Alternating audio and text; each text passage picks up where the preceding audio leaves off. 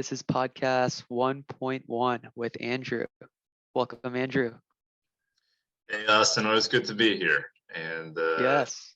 I'm glad to be here today talking about Ukraine. And it's a topic that I had pinged you about in the past. Things are developing very quickly on the ground over there. And Right. I wanted to get your insight as a history major. I know that you have a particular insight with this. So thank you, Austin. Always great to be here. Yes. So Andrew, I thought it was pretty cool because you actually reached out to me on this one, right? And so I hope with future podcasts, people I invite on, they'll do the same. And let's try out this new format and see how this goes. Yeah. We were just talking about this last Saturday, and so let's get into a deeper conversation on it. Yeah, absolutely. And not to belie the situation there, I know that, we're all smiles, and the situation, over in Ukraine is quite grave, and I understand that the Ukrainian people are under a lot of pressure right now. So, there's a lot that's happening, and I don't think at the end of the day, we don't know, where the Russian motives, we don't know all their motives, but we do know what they're doing. So, in terms of what we're seeing, Austin, we'll get right to the questions here. We're seeing a lot of media and news articles coming out, and if we take a step back for a second and we start thinking about the reading between the lines and thinking about the context behind those articles. So here in the U.S., we're relatively safe, but we're getting articles from the Washington Post, from CNN. From several news sources, and kind of thinking about Putin's disinformation campaign and things that we know Russia will be doing to push their agenda in the media. How much of this is driven by the American agenda of being the West and having a particular stance against Russia? That's a good question. So with respect to media, I know that ever since maybe 2016 or even before, there's this idea of the mainstream media, and it has its own agenda. That's right. And I feel that in this moment, it hasn't gotten better since 2016, right? If anything, it's gotten worse. And so I think many Americans are probably confused, can I trust this? Right. But it's like the news is the way we get our information, right? If not the mainstream media, then where do we get our news? Maybe it's private I guess networks or YouTube videos or individuals that do it. But then you would have to listen on what they're saying. You have to analyze it because they don't have the credibility of big news stations, right? True. Agreed. I think that what's happening in Ukraine, it's being covered pretty well by the US, I think. The alternative is looking at primary sources, right? What's going on. So Putin released his speech of why he's attacking Ukraine. I think it was over an hour long. The recording of his ministers, it was also recorded, right? And sent and distributed to everyone. So you can look at the primary source, right? But then when you look into a primary source, when Putin says that this is for peacekeeping, right? You can't take his word at it. That's where you have to analyze it. That's right. So when we go into the media, we also have to have this analytical mind, I think. Right. Yeah. That's a good point. And when Putin speaks about the denazification, or demilitarization, very strong words. A lot of viewers may not know that Zelensky, the Ukrainian president, is in fact Jewish. That's right. And that Ukraine, although yes, to that point, I think their military has been built up over the past several years because there's been a shift from a pro-Russian president and regime to Zelensky, who has deeper ties with the West. So. So here's the thing, though. Talking about an interesting point with the news. It's covered how Donald Trump reacted to it, right? And how he praised Putin on the invasion. Right. And so Right. so that would, I guess, to an American people, that would seem as very anti-American, you know? I mean, Right. because it's like Putin seems to be your big enemy, and then here you are praising him. But Right. I think that I don't because I always see the news put quotes in what he said. He's like, Putin's a genius, right? But I always like to look at the context he's saying that in. And so, of course, like, we shouldn't be praising Putin because he's invaded another country. Right. But I think he's definitely taken advantage of certain conditions in the world right now, and that Mhm. we're gonna cover the conditions he's taking advantage of later on, right? Right. But Right. to say he's a genius, Mhm. I guess it's bad optics, especially given that it's just a genius of war, right? Right. So Right. of course Right. we don't like that, but taking advantage of situation, most definitely. Right. Yeah. That's a great point, and I think this particular news outlets like the Washington Post, I think are probably not as trusted by some people here in the U.S. Right. Washington Post, CNN, because they're seen as Right. like just anti-Trump, right? And Right. this is the big problem because we're so Mhm. divided as a country. We hear Washington Post, CNN is like, oh, they have an agenda, Mhm. right? Even though they don't like to admit it, they find themselves as objective news reporting, Right. right? But this complicates things when we're at war, you know? Right. When you praise the opposite side, Right. is that seen as treasonous or whatnot? And some Right. people might have a very high reaction to it.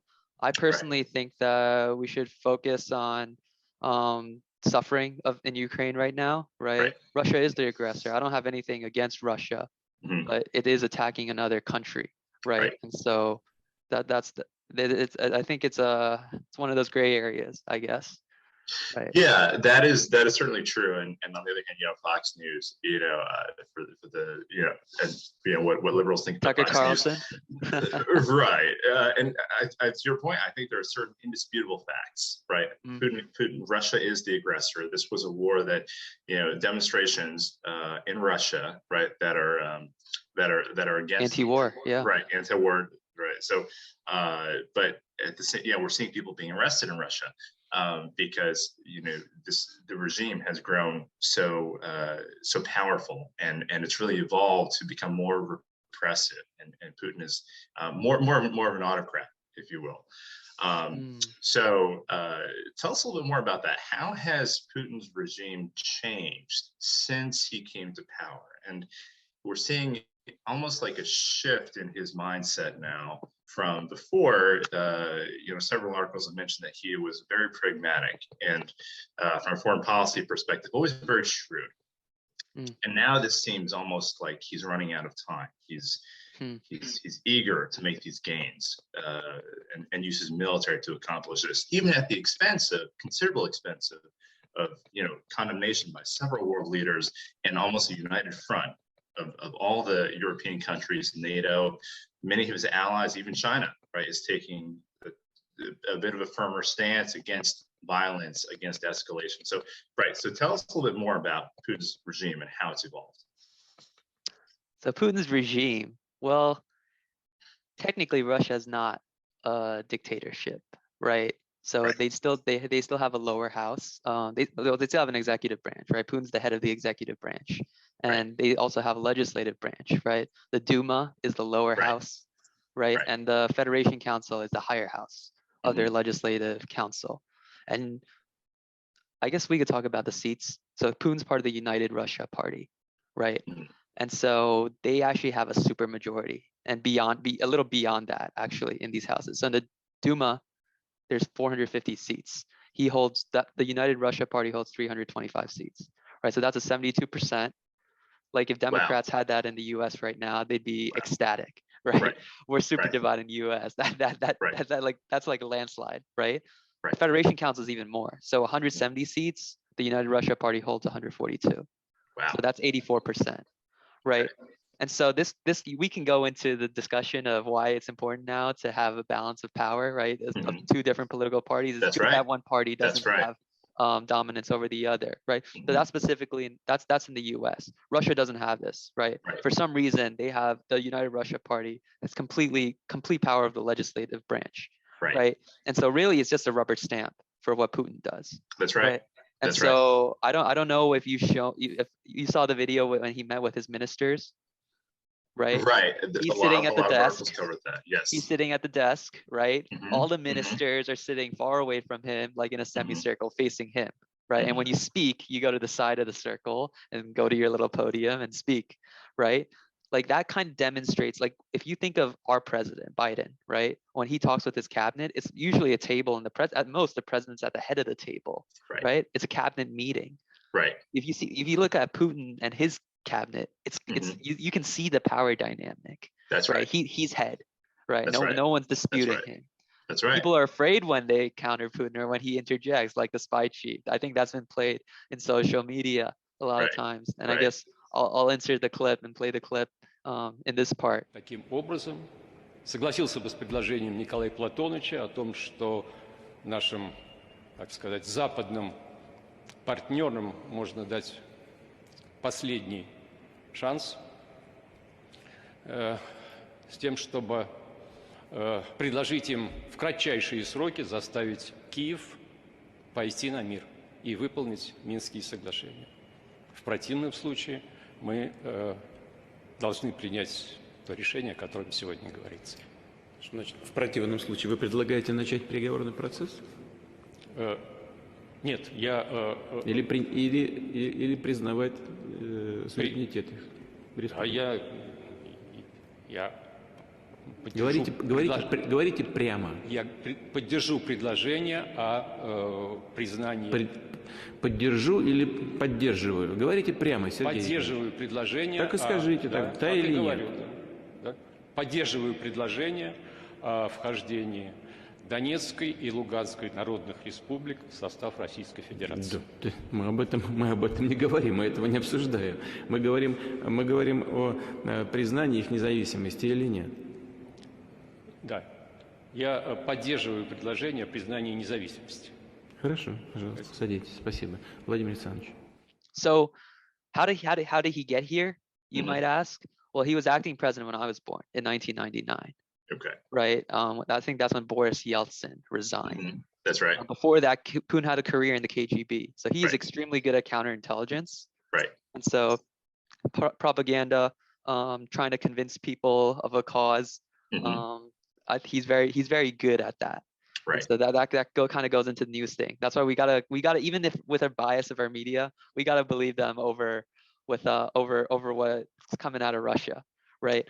Of course, we also we should also take the Russian perspective in, and we're going to cover that later. Okay. But again, we have to analyze and not just take things at the face value of what we're presented, right?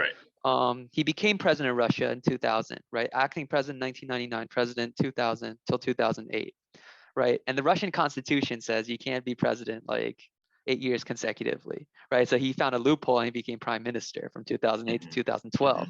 Then because it's 8 years consecutively, right? That's right. So, well, now that 8 years have gone by, 4 more years not doing anything. Well, I shouldn't say not doing anything. You're still prime minister. You know what I mean? He jumps back in and becomes president in 2012. Right. And he's been president in 2012 until now. Right. So he's taken advantage of that part of the Russian constitution. Right. And I think he can run for re-election twice more. So he could potentially be president until 2036. So he's been there longer than some U.S. president. I think he's saw 5 U.S. presidents come and go. So that's right. That's right. I mean, I think besides just the power dynamic within Russia, has gained a lot of experience in dealing with world leaders. That's right. That's right. Yeah. And but at the same time, his age, right? So right now he is 69, going to be 70. And then, if he's going to potentially go until 2036, essentially, I think it's fair to say at this point, he can go for as long as he wants. He'll be 84 at that point. How can we, there's been questions already, again, not to cater to the Republican wing, but about, Biden's, ability to lead at his advanced age. Do you believe that something has changed with Putin, and somehow some of those same concerns are happening with Putin, he's getting unhinged. We've seen that term used. Mm. And there's no one there to challenge him. And he has the military. He has nuclear weapons. He has the entire country at his disposal, because Putin is the state. There is no state aside from Putin at this point. People are trying to take it back, I think, and he's doing a good job suppressing what's going on. I think they were the anti-war protests, right? Thousands of people in Russia protesting. He arrested his opposition leader of another party.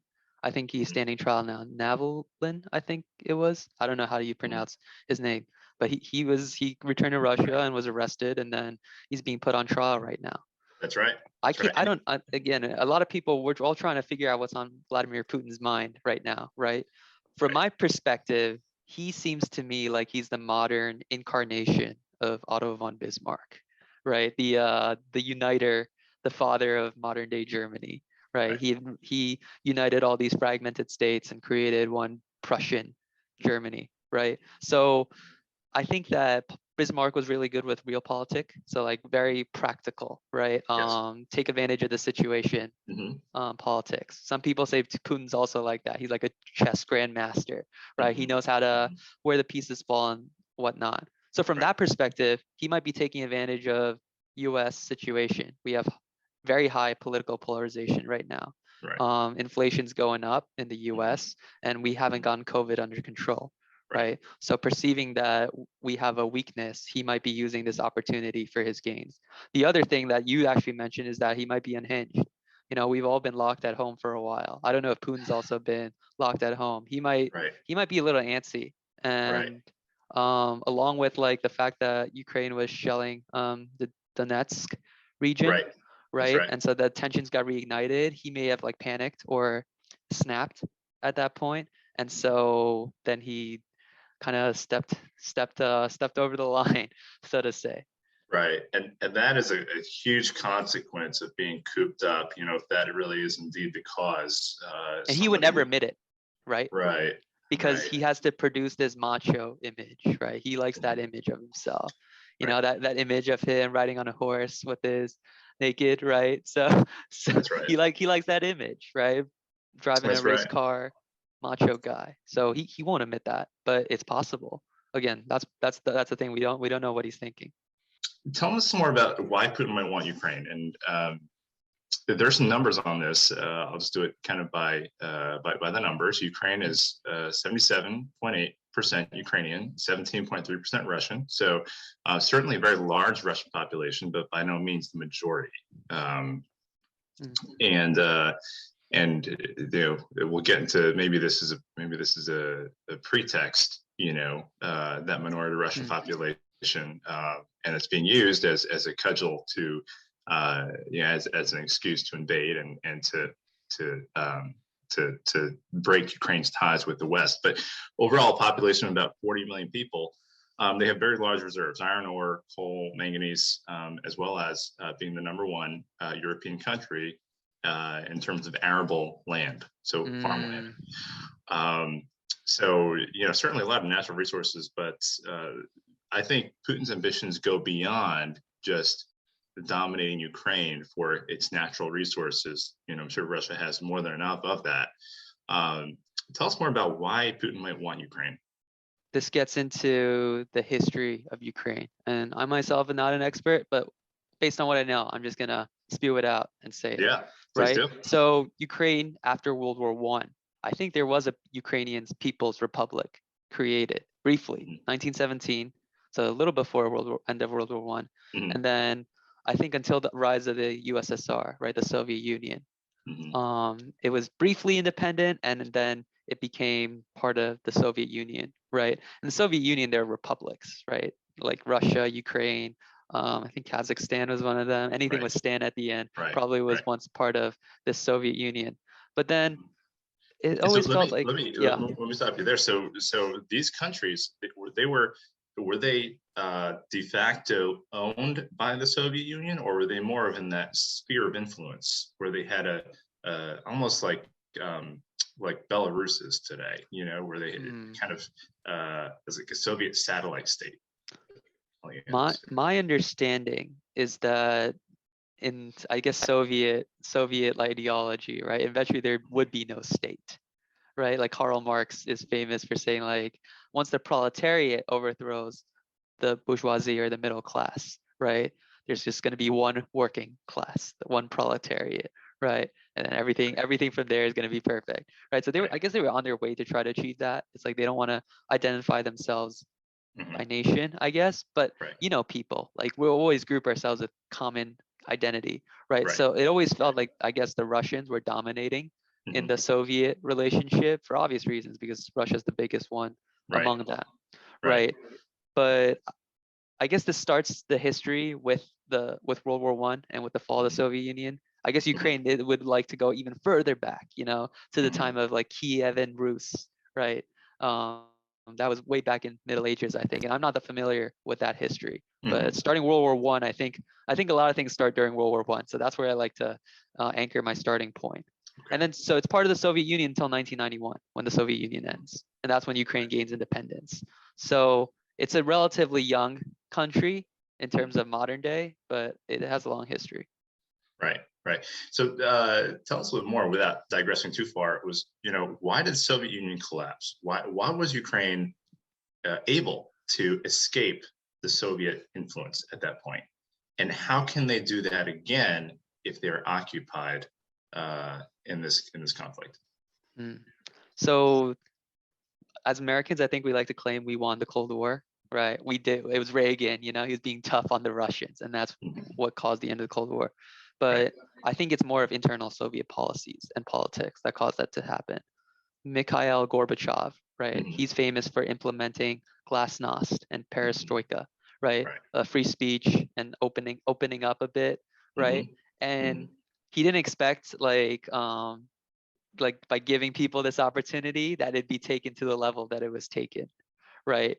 And I think the Soviets didn't realize how repressed the people of Eastern Europe felt. And so when he gave them this opportunity to voice what they truly felt, they hated the communists. They hated the system. And so I think state by state, the Soviet Union started fragmenting, especially after the fall of the Berlin Wall. Right. And they couldn't retain control of the states, right? So the Soviet Union as a whole had effectively ceased to exist. That's right. The Soviet Union as a whole effectively ceased to exist. And certainly it's a little scary that one man now and all of his experiences, all of Putin's experiences, are now shaping the entire country of Russia. Putin is the state, right? So military, everything is under Putin's grip. Yes, that's why I prefer small government. Right. So we don't have concentrated state power, because you never know who might be handling the reins. Right. Or at least the system of check and balances. Right. What was the feeling, you think of the US after the Cold War, and how did that shape Russia's external behavior, from then until now? Again, I think that we have the feeling that we won the Cold War. Again, we left the Cold War being the only superpower, right? With Russia, with I guess Soviet Union gone, we're there. And so I think that maybe for me growing up, I guess our generation, we feel that that's the natural order of things, right? That the US is meant to be on top and Russia will always be second rate. Right. I don't think that is the natural case of things. Like this is not the equilibrium that's meant to stay. Right. You know what I mean? And if anything, like the Cold War, I told you it's about internal Soviet policies, right? So to think that we won it, it's a little claim. It's a bit much to claim, right? Yes, we're the remaining superpower, but if we're gonna think that this will work against China or another big rising superpower, we should think again, because it's sometimes not because of ourselves that we win the Cold War. Right. And so I'm gonna go back there for a little bit. So for us growing up in the US, we've taken a lot of the abundance of things that we have in the US for granted, and and thinking about especially the US and the Soviet Union have gone down, we're down significantly different paths. The US was capitalist and unapologetically capitalist, right? We had abundance in our, I'm thinking about when Boris Yeltsin visited the visited the U.S. and was taken to a supermarket in Illinois, I believe. And when he saw, the abundance there, and anybody can go to the supermarket, and people weren't queued up outside to wait for bread. Supermarkets are ubiquitous and common across the country. He was very impressed. So, I think you and I growing up, a certain part of our psyche is that U.S. is certainly, very much better in terms of providing for its citizens than maybe the Soviet Union or Russia.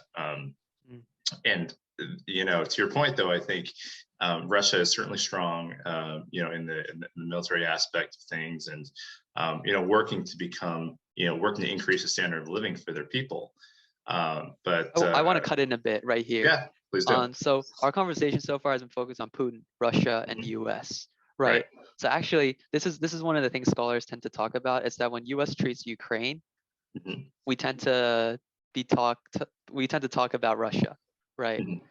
Our Ukrainian policy is our policy towards Russia in a way, right? We don't really care about what happens to Ukraine, and so I think we should shift that view in a way, because the brunt of the fighting right now is affecting the people of Ukraine, right? And the Russians are the ones doing the attack. And so talking a little bit about the people of Ukraine, right? Their history is very, very complex because they sit at a crossroads, really, of Western and Eastern Europe.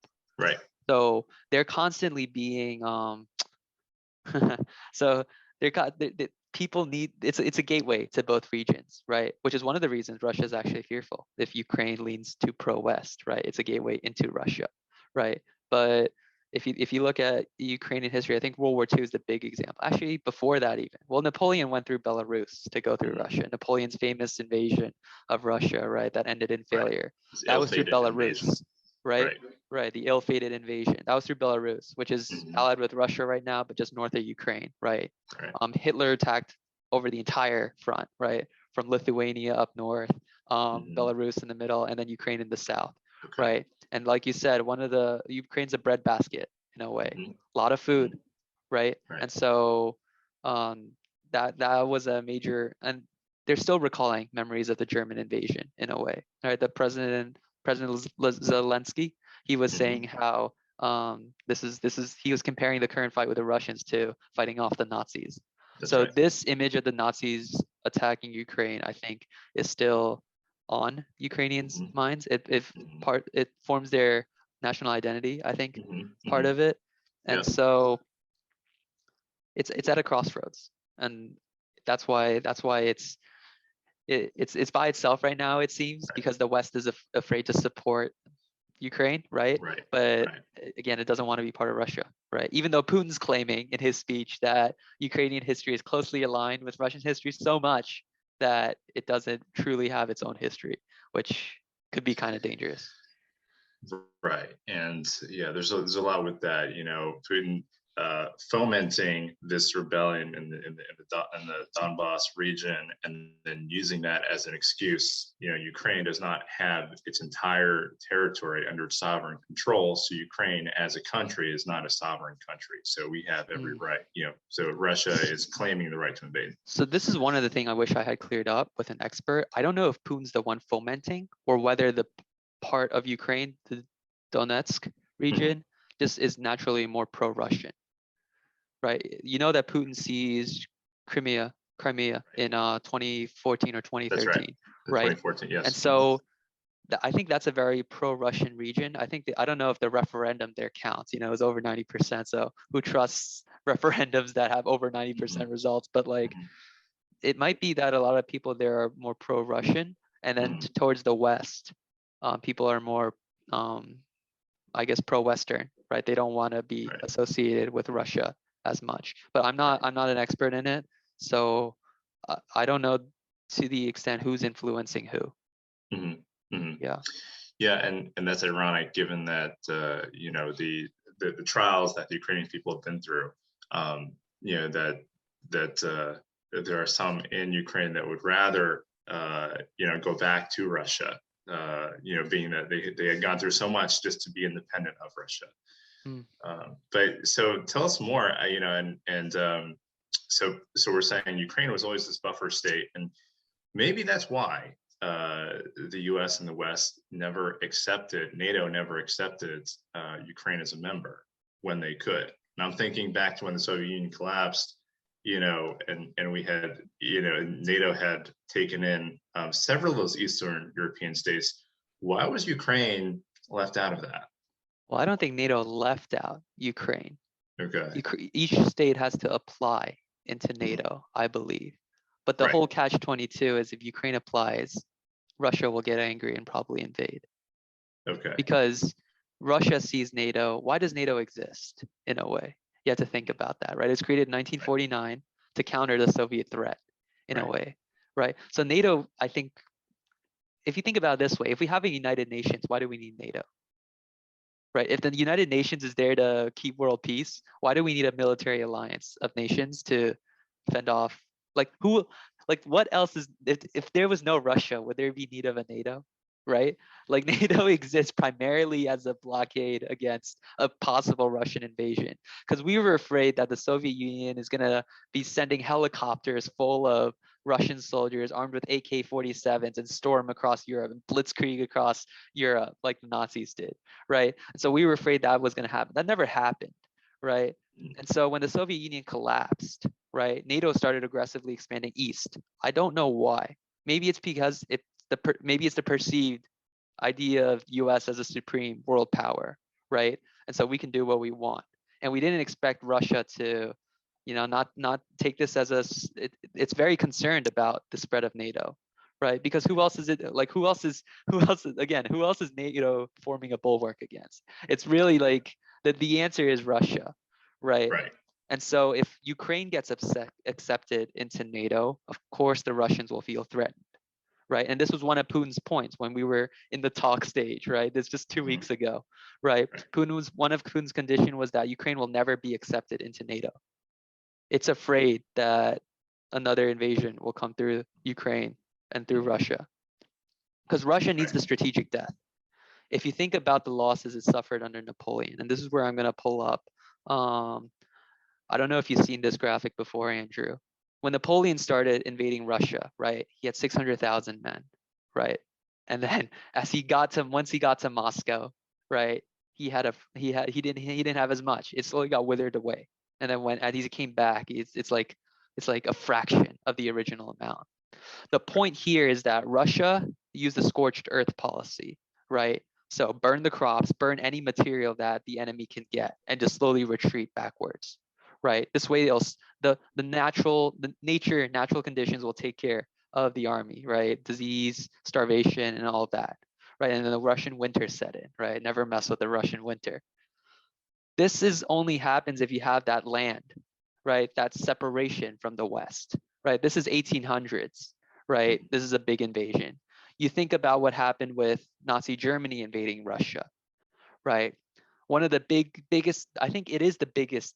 It remains the biggest encirclement in history, or the Battle of Kiev, right? Now, there's a Battle of Kiev right now in 2022, but there was a Battle of Kiev in which Nazi forces surrounded, I forgot, I think it was in the 400,000s of Russian troops. It completely wiped out that front. And so that was a huge loss. You know what I mean? Russia had to rebuild those army groups to defend that sector. So it's Russia needs strategic death. That's the concern it has.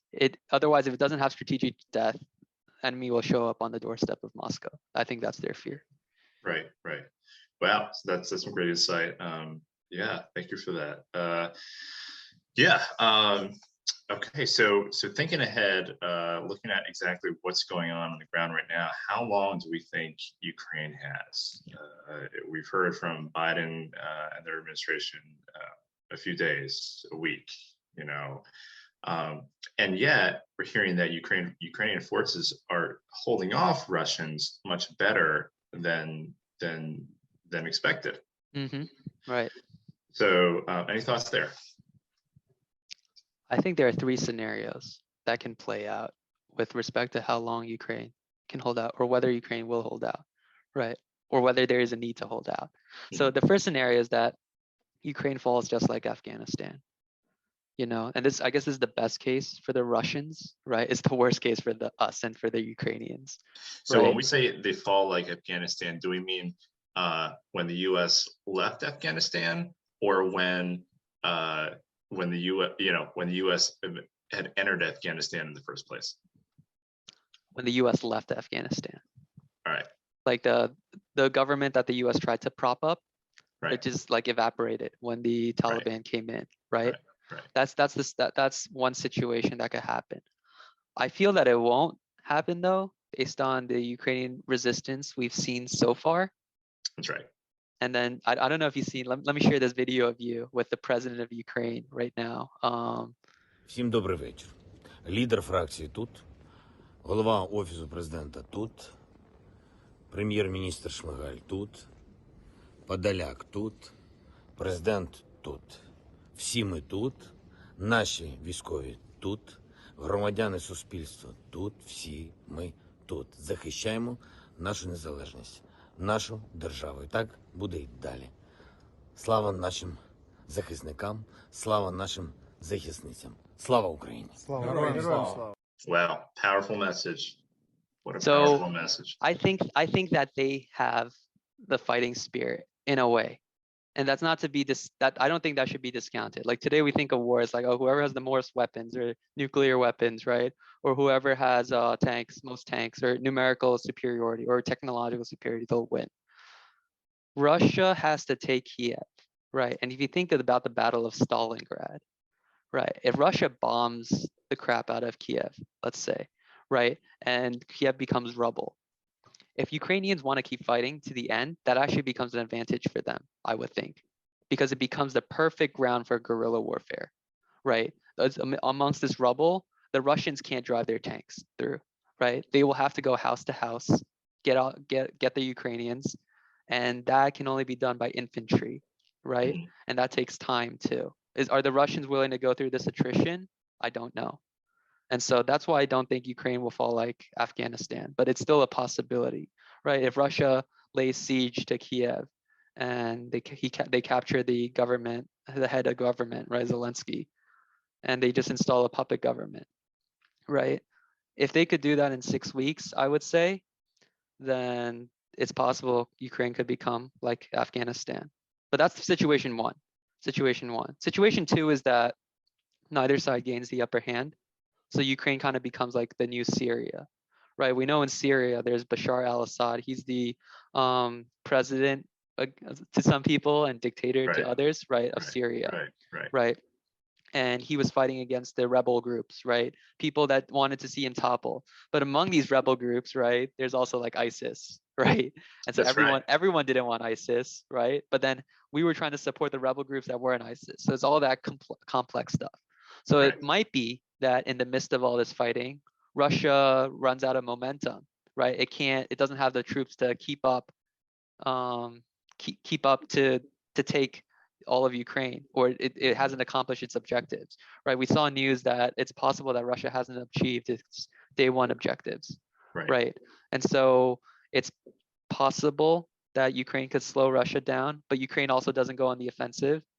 And so it just remains in this stasis. That could be a case where it becomes like Syria. And the third case is if Ukraine asks NATO or the US for help, like direct military aid. Because the case then is that it's possible this local crisis can escalate into a world war.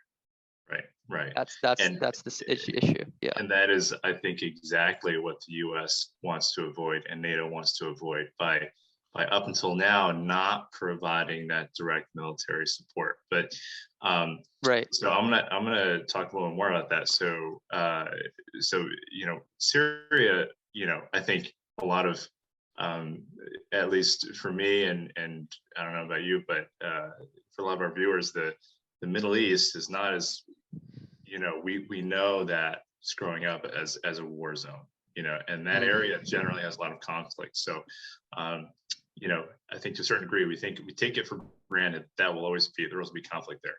But Ukraine, it's a European country, very modern, right? A large population, a large GDP, natural resources, we don't think of that as being backward, or we don't think of that as a ground for conflict usually.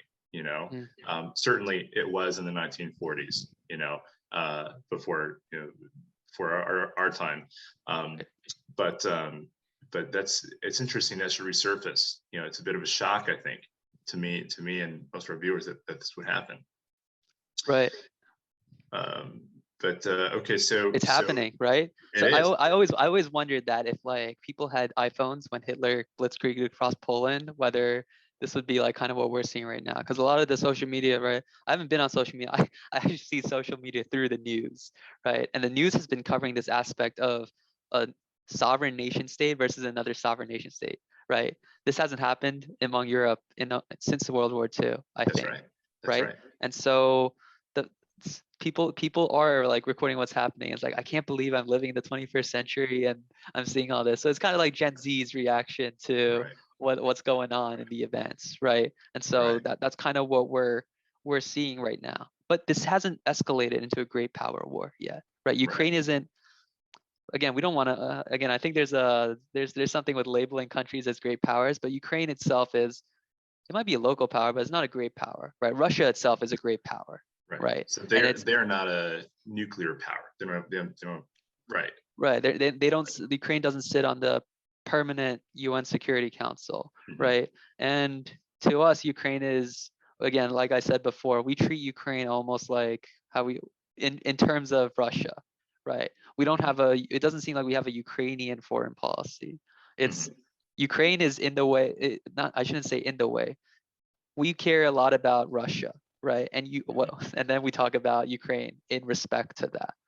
Of course, people can say about how we need to change that view and just view Ukraine as Ukraine. But I think as a realist who's very like Machiavellian, I would think that our focus on Russia is because that's the bigger world concern. Right. And that's true. So undoubtedly, any policy that the U.S. has toward Ukraine, or any country has toward Ukraine, must be done with Russia in mind, right? Speaking about NATO and allowing Ukraine accession to NATO would undoubtedly anger Russia. So but we talked about that. So Ukraine. But this is the thing, though. I wonder what would happen if we just left Ukraine as is. Right now, Ukraine wants help from Europe. That's right. Right.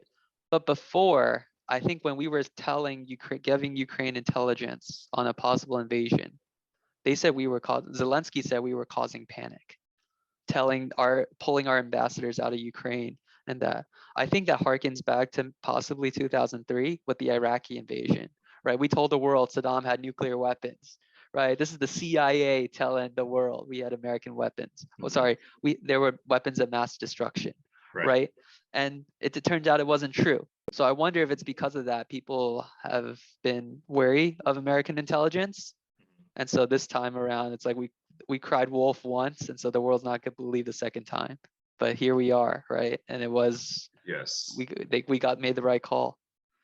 Yeah, that's certainly a very good point, and it's unfortunate that those warnings were not heeded sooner. Although I think up until that point, Ukraine had already recognized the Russian threat and started building up its military forces. So even though the U.S. was not able to be there directly, NATO doesn't want to escalate this into this greater European war.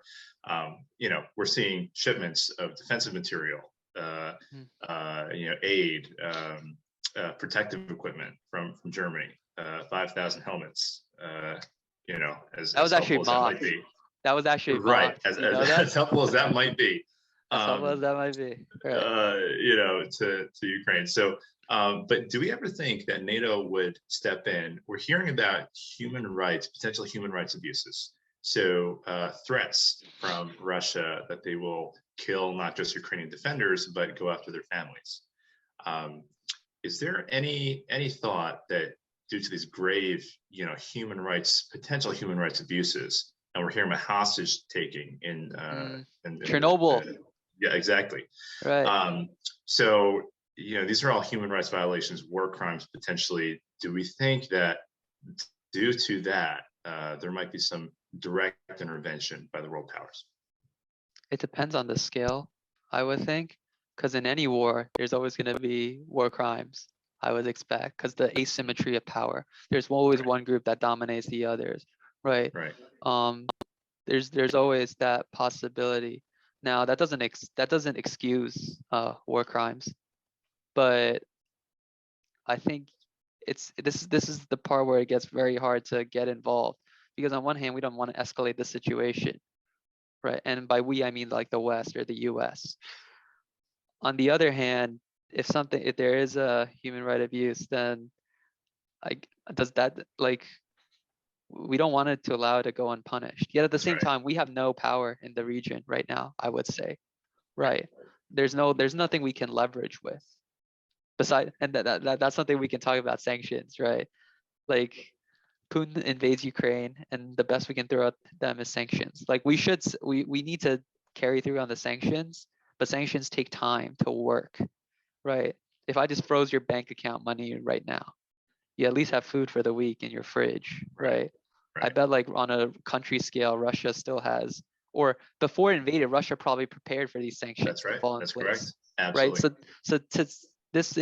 This sanctions aren't like, you could slap them on right now, sure, but that's going to take time to work. Right. My question is, how can we directly help Ukraine right now? And like that's hard, because like we don't want to, if we don't send soldiers in to help them defend, then it's really up to the Ukrainians themselves, right? But at the same time, if we send soldiers in, then that escalates the conflict. That's right. So this is the position that we're in, even though we see like Ukrainians are clearly like the victims in this case, right? And so I myself, I don't know what to do, and this is something what leaders, I guess, have to figure out. Right. Right. Wow. So the end game then, we kind of have all three scenarios here where Ukraine will be irreparably damaged, and potentially, Putin said he doesn't want to occupy Ukraine, but maybe some insurgency that emerges from the ruins. Great, Austin. So talking about sanctions, there's another possibility that might happen. Good. There's another within this possibility, like Ukraine falls like Afghanistan, right? The scenario one. It might not be like a complete fall. Like, we know country of Ukraine today as what we see on the map, right? It could be possible, and I guess let's pull up a map here to like kind of discuss it. Well, we have this one. It's probably a recent one right now. If you look at Ukraine, in the middle of it is the Dnieper River, right? It runs and cuts Ukraine in half. When the Germans were invading and also retreating, it was a natural defensive line, right? Depending on which side you're on, right? It's possible that Russia could just annex the eastern half of Ukraine, and then the more pro-Western side remains as Ukraine, with the loss of the eastern side. I don't know. It's possible. If Putin's kind of like Bismarck, he wouldn't wage like a total war and then just fight to the end. If he gets his objectives, he's done, and he'll want to make peace. Whether Ukraine will make peace with him, that's another story. So we're seeing here on this graphic, though, that we've had multiple attacks in Odessa, in Kiev, in other sites that are potentially west of the Dnieper River. Is that just to shock and awe, to subdue the population, maybe providing some concessions for Putin later on, to give back the territory that he does not want, or do we think that he truly does, that Putin might want to truly occupy all of Ukraine? What I've heard is that the current Russian strategy is to do like a pincer mover, right? So maneuver. So you go north from Kiev, and then you trace down towards the Dnieper River, and the troops from Crimea, they should head north and meet in the middle. And so this way you split Ukraine in half, right? And so the pro-government forces, or the Ukrainian forces in the east, they're going to be isolated from the west, and then they'll slowly be destroyed.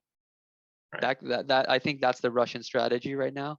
Again, they have such a good strategic position, I would say, because Belarus is allied and allowed Russians to station troops there, right? So Russia could come from the north. They got Crimea from 2014, and so they have a southern flank secured, right? And then there's the natural border with Russia and Ukraine, and so they could just pour across from there. So it's surrounded by three sides. It almost reminds me of the situation with Poland, with Germany. right? So Germany had Czechoslovakia at the south, right? It had Eastern Prussia at the north, Right. and then its borders with Poland. It just attacked Poland from all three sides. But I would say that Putin has not blitzkrieged across Ukraine so far on day one. Mhm. I think I've heard that he's fallen behind his timetable, actually. Right. Right. So this might not be a blitzkrieg. Yeah. Right. Certainly, yes. The army is very well equipped. The Ukrainian army is very well equipped, and even more so now with help from the West. So, But I think maybe it's possible that the Ukrainian army is just equipped because on its own. that's right. I think Absolutely. Western It's been building up. help. I think it's limited. Definitely less than we've given help to Afghans in Afghanistan. Mhm. But Ukrainians, I think they have the warrior spirit. I feel they're not rolling over just because That's the right. Russians in face of adversity. That's That's right. something I think is pretty admirable. I wonder if like US ever got invaded, how many Americans would stick up for the United States? You know Right. what I mean? Yeah. And this harkens back to September 11. With all those images that happens, very close after that time, where Americans were united. Right. For a very brief period of time. Right. Everybody had a unique objective. Was to against the invader, against the aggressor. So we're seeing that with NATO now. We're seeing that with Ukraine, certainly. And whether or not this will sustain, I'll leave up to the future to decide. I don't know if you have any thoughts on that. Whether NATO can maintain a cohesive front, after over a prolonged period of time. Well, NATO's been pretty cohesive, I would say, but the key is that Ukraine's not part of NATO, right? So NATO is a defensive alliance, right? At least NATO, that's what NATO's claim. Russia's afraid it could easily be turned into an offensive alliance, right? But the goal with NATO is if one state is attacked, right, then every other state has the obligation to support it. Right. I don't know if Ukraine should be part of NATO. And this is something for Ukrainians to decide, right? If you become part of NATO, inevitably you're going to be close, you're going to have closer ties with the West, right? But that's also going to cause anger from Russia. Is it better than just for Ukrainians to remain as they are, just a buffer state? You're not East, you're not West. You just have a unique identity there. Like, I guess in an ideal world without power dynamics and struggles for power, right? It's just leave Ukraine alone, right? I think it's President Zelensky. Of course, he's not happy with the Russians. Well, he's beyond not happy with the Russians right now, right? But he doesn't also want to be seen as a puppet of the West, right? You just want to be the representative of the Ukrainian people. I think that's something like if for Americans too, like we're the strongest power on this continent, but imagine if like Canada and Mexico were stronger, right? We don't want to be seen as siding with Mexico and anchor Canada or vice versa. We just want to be ourselves. And I think this idea of, I think Woodrow Wilson articulated it when he talked about the League of Nations, when nations could declare their own independence, or I think it was us. I forgot. Self-determination. Yes, that was the term, right? Yes. Self-determination, right? Nations should be able to self-determine their own course. Of course, that leads to issues, but we could go into that in a whole nother conversation. Right. Very good. Very good. Yeah, that wraps it up, Austin. I mean, I'm certain we'll have a lot of questions in the days ahead. Certainly, as things develop. But thank you for the insight. This has been really great. Well, thanks, Andrew. I'm not an expert, but this is based on what just insights that I have. I'm sure like there's others out there, my professors, who have much more insight, and they don't even want to comment on the situation because they don't feel like they are the experts. So I myself, I'm no means an expert. I did want to point out one last thing though. Sure. And this is with respect to before this became a full-scale invasion, right? Putin claimed that this was just an intervention in the Donetsk region, right? Peacekeeping, right? In these areas. So that rhetoric to me seemed eerily similar to how Hitler justified taking over Austria and Czechoslovakia. With Austria, he claimed that he wanted Anschluss, right? I don't know if I'm pronouncing that correctly, right? A reunion of Germany and Austria, because Austria was mostly German-speaking people, right? And so no one stopped him when he did that, right? Britain, France, right? They should have been alarmed, but they were wary of war, kind of like how the West is wary of war today, right? They didn't do anything about it. They just let him do it. And in some cases, they actually sympathized with Hitler, right? They felt that they maybe treated Germany too harshly. And so this was something that we could appease Hitler with, right? Neville Chamberlain, very famous for the appeasement policy. But with Czechoslovakia, that's a different story. That's a sovereign nation, right? But Hitler claimed that parts of Czechoslovakia, the Sudetenland, right?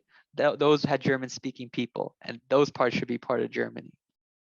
The problem is that the Czechoslovakia gave up those regions. Those were their best defensive regions. And so if Hitler took those regions, he could basically take over the rest of Czechoslovakia easier, which eventually became the case anyways, right? And so Putin's justification for going into Ukraine, that there are Russian people there, or that actually all of Ukraine is technically has shared Russian history, so should be part of Russia. That's very similar to how Hitler operated. Not to say that Putin is Hitler, because I don't think he's genocidal on the scale of Hitler, but that definitely seemed very similar to me as a way of justifying upping. And very, very strong words. I mean, denazification, genocide, I've heard all that from Putin in the last few days. And and that is, it's ironic almost that he would bring that up, and here we're making parallels, between World War II and what's happening today. Right. I know I said one last thing.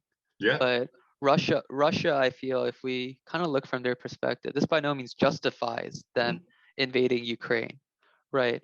But what drives their external behavior, right? We've talked about geography and how Ukraine, right? It's a way to get into Russia, right? If you think of the fall of the Soviet Union, Russia feels like it's lost empire, right? It doesn't want to feel like you don't want to be a loser, right? Like individually, we all want to be better, right? Perhaps Russia sees this as its way of reclaiming empire, because its GDP, I think, is about the same as New York State. So if you imagine such a big country like Russia and its GDP is the same as New York State, right? That's kind of like what do its citizens have to expect, right? They want something more than economic prosperity. They probably want world recognition in a way. And this is not to say all Russians are like that, but perhaps we underestimated this feeling of loss among the Russians. And I think casualties they suffered in World War II, they took the brunt of fighting in World War II. 90% of Nazi Germany's forces were on the Eastern Front. So if you think of like Saving Private Ryan and all those movies in which we fought the Germans, that was at most 10% of their military. Most of it was against the Russians. And so we could go a whole podcast into World War II, Russian and US and Russian losses, because usually in World War II, we just talk Western situation. But that continues to haunt Russia today. Like that huge invasion, I think they still have an imbalanced gender ratio because of that, because of how many men died. Wow. And if we think of the Cuban Missile Crisis, right? Why did when Russia moved missiles to Cuba, we were really concerned, right? That almost started nuclear war. But I think before that, we moved missiles to Turkey. And so Russia is concerned that these missiles negate the strategic death it has, right? And so does NATO now, trying to get Ukraine into its alliance, negate the strategic death Russia has? That could be debatable. And so we could look at it from Russia's point of view. Of course, it doesn't justify its invasion, but it's important to keep in mind its concerns rather than just Russia wants to rebuild this former Soviet Union and start another Cold War. I don't think things are ever that simple. And I think what we've heard so far from the media in the past few days has been that, there have been anti-war demonstrations and nobody wants this. And Putin's one-man show and even his ministers are against him, right? But to your We're not point, clear with the objective. right? To your point, I think we saw from the Russian people there's a surge in popularity. Putin enjoyed that surge in popularity when Crimea was annexed, and then now we're not seeing as much of that, with this invasion of Ukraine. So, and this appears more difficult, again, taking into account the Russian military and the lack of securing their objectives. This is proving more difficult. So, for Russia to attain. So, I'll stop short of saying this is a miscalculation on Putin's part. I think he's, thought through many scenarios, and this may not be the ideal one, but I'm sure he has a way to recover. You like the grandmaster chess player of model of Putin, don't you? I just think that nobody would go in, start something of this caliber, knowing the consequences. I don't think that this was done lightly. Some people are talking about treating Putin as a war criminal right now, because if people are dying because of the consequences of his actions, then he should be treated as such. I don't want to take a position on that right now, but yeah. So it's definitely it's definitely something being talked about. Yeah. Right. Definitely from Western perspective, certainly. Right. Whether we can get Putin out of Russia, that's a whole other thing. Right. But yeah, Austin, thank you for your time tonight. This has been really great. So always great to be on with you. Appreciate your insight. It's been great being here. Well, thanks, Andrew, for asking the questions and giving me a chance to talk and really be unmuted, right, and talk. So thank you for that. All right. Have a good night. You too.